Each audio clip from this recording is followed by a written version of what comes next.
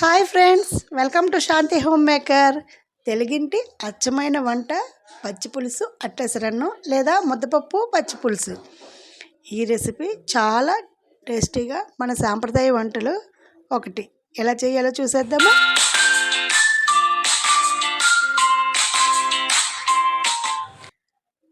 చక్కగా ఫ్రెష్గా ఉన్న వంకాయలు, ఇవి కొంచెం చిన్నవి దొరికినాయి, పెద్దవి అయితే ఇంకా బాగుంటుంది.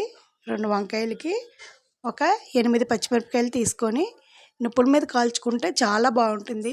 నేనైతే భోగి మంటలో కాల్చాను.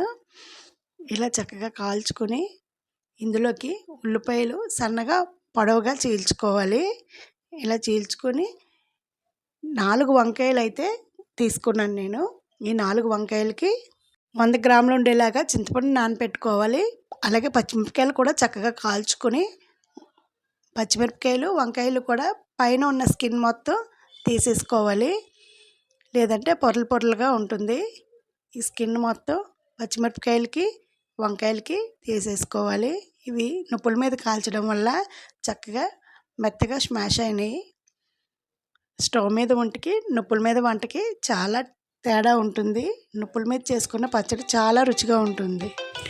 ఇలా మొత్తం వంకాయలకి కాల్చుకున్న తర్వాత పైపొర అంతా తీసేసి లోపలికి విడదీసి చూడాలి. వంకాయ కదా, చాలా జాగ్రత్తగా చూడాలి. లోపల ఏమైనా పుచ్చు ఉంటే కనుక దాన్ని పక్కన ఉంచేసి మిగిలింది తీసుకోవాలి. ఈ వంకాయలు అయితే చాలా ఫ్రెష్గా ఉన్నాయి, ఇందులో ఏమీ పుచ్చులు లేవు. ఇలా మొత్తం ఓపెన్ చేసుకొని ఇందులో ఏమీ లేవు కాబట్టి ఇవి అందులో వేసేసుకోవాలి. ఇప్పుడు ఈ పచ్చిమిరపకాయలని వంకాయల్ని మెత్తగా స్మాష్ చేసుకోవాలి. గరిటెతోని పప్పు గుత్తితోని కూడా చేయొచ్చు, కానీ ఇలా చేత్తో చేస్తేనే బాగుంటుంది. ఇందులోనే నిలువుగా కట్ చేసిన ఉల్లిపాయ ముక్కలు కూడా వేసుకొని మొత్తం ఇలా స్మాష్ చేసుకున్న తర్వాత ఇందులో తగినంత ఉప్పు వేసుకోవాలి. ఏ రెసిపీకైనా కల్లు ఉప్పు వేసుకుంటేనే దాని టేస్ట్ అనేది బాగుంటుంది, ఆరోగ్యానికి కూడా మంచిది. ఈ పచ్చి పులుసు చూడటానికే కాకుండా ఆరోగ్యానికి కూడా చాలా మంచిది. ఎప్పుడైనా ఉపవాసం ఉన్నప్పుడు ఆయిల్ లేకుండా తినాలి అనుకున్నప్పుడు వంకాయ పచ్చిమిరపకాయ పచ్చివాసన లేకుండా నిప్పుల మీద కానీ స్టవ్ మీద కూడా చేసుకోవచ్చు. ఇలా చేసుకొని వేడివేడి అన్నంలో నెయ్యి వేసుకొని ముద్దపప్పు పచ్చి పులుసు తింటే చాలా రుచిగా ఉంటుంది. ఈ రెసిపీ చేయడానికి పెద్ద పని అవసరం లేదు, 2 నిమిషాల్లో చేసుకోవచ్చు. ఇప్పుడు ఇందులో కల్లు ఉప్పు వేసుకొని మెత్తగా కలిసేలాగా కలుపుకోవాలి. ఇందులోనే అరటిపండు బెల్లం వేస్తే కూడా చాలా బాగుంటుంది. చాలామంది అరటిపండు ఇష్టపడరు, అలాంటి వారి కోసం ఇలా అరటిపండు బెల్లం లేకుండా కూడా ఇలా చేసుకోవచ్చు. ఇదంతా బాగా కలిపేసుకొని ఇప్పుడు ముందుగా నానబెట్టుకున్న చింతపండు నుంచి ఈ చింతపండు రసాన్ని ఈ స్మాష్ చేసిన వంకాయ పేస్ట్లో వేసేసుకోవాలి. చింతపండు రసం వేసుకున్న తర్వాత ఇదంతా ఒకసారి కలిపేసుకుంటే, మరీ మొత్తం అలా చేత్తో కలిపేస్తుంది అని అనుకోకండి.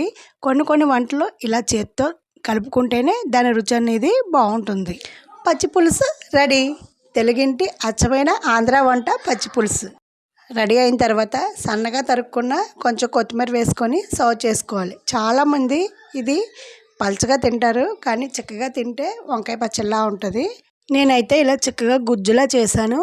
కావాలనుకుంటే ఇంకొంచెం చింతపండు రసం కానీ వాటర్ కానీ వేసుకొని ఉప్పు చూసుకుంటే ఈ పచ్చి పులుసు రెడీ అయిపోయింది.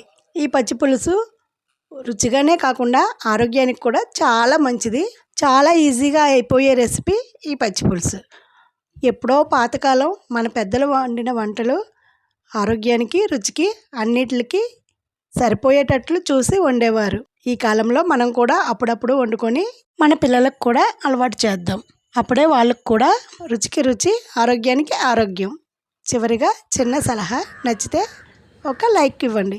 మనం ఎవరిమైనా ఎప్పుడైనా సరే ఇతరులకు ఆకర్షణగా కాదు, ఆదర్శంగా ఉండాలి. ఎందుకంటే ఆకర్షణ త్వరగా మసకబారిపోతుంది, అదే ఆదర్శం జీవితంలో చరిత్రలో నిలిచిపోతుంది. ఇంతే కదండి.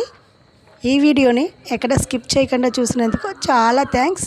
Thank you for watching. Keep smiling. Bye.